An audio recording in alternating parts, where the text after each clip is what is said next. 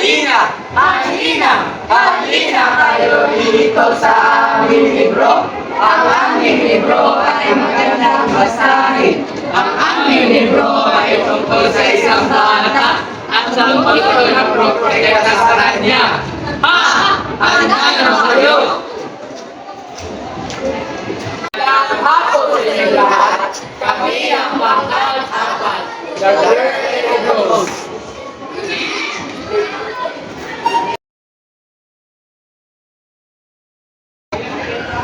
Magandang hapon, Bossing Tanan.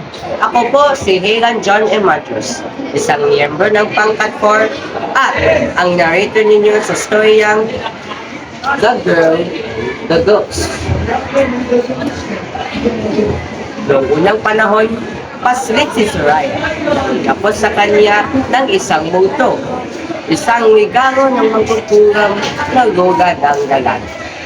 Pinangalanan ni Soraya ng multo na si Pink. Si Pink naman ay isang teres, isang espiritu na madalas na anyong tipaklong o kulit at natulad sa isang pamilyar.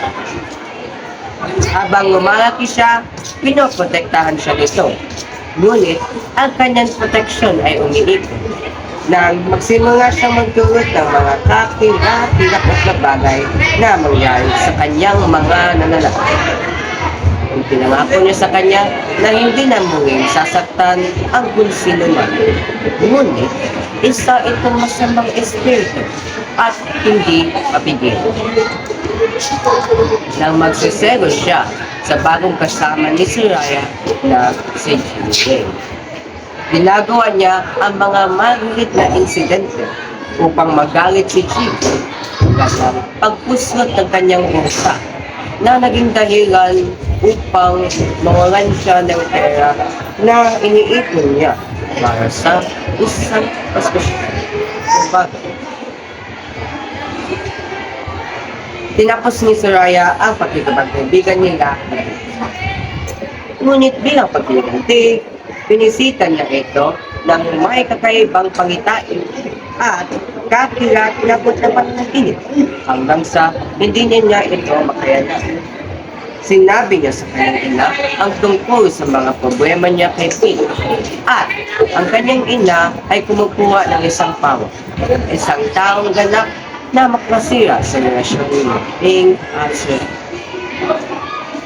Si Soraya, sa kabilang kanila, ay nakakaramdam ng isang bagay na nakakaligalig sa bawang na ito at muling nakipagkita kay Pink upang matukasan nila kung ano talaga ang hinahangad ng bawang ito.